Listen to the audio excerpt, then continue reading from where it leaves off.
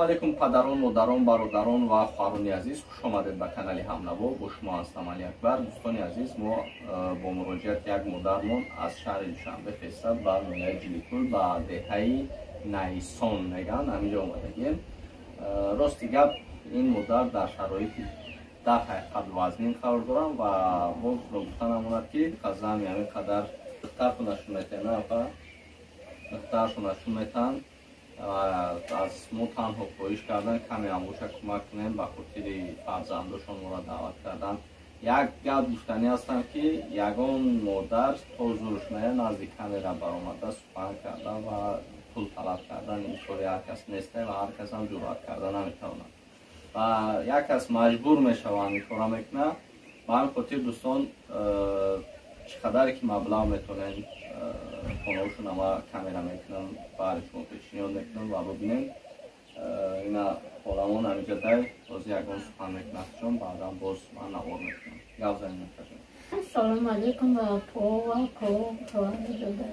шароит надорам ки туи ма чӣ кунам, сар кунам, хеле камбудиё дорем. метавонед дасти кӯмактона дароз кунед.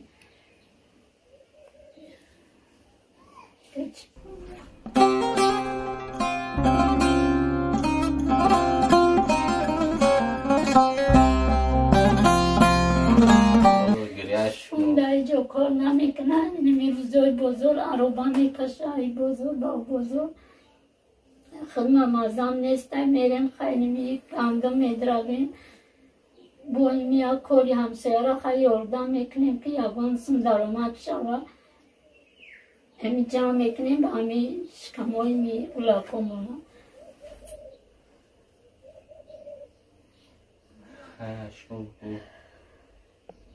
чанди метавонем кӯмак кунем? метавонед чанде кӯмак кунед.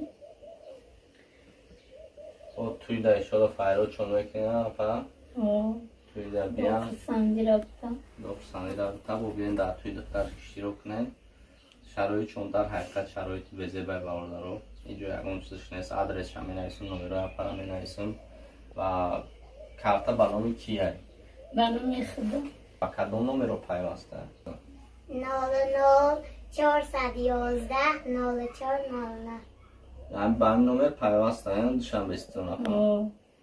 این نمرشون اخچون که از یاد که نمیدونن دخترچه خود مکتب آمد در تا صنف چهارمی من خوندم.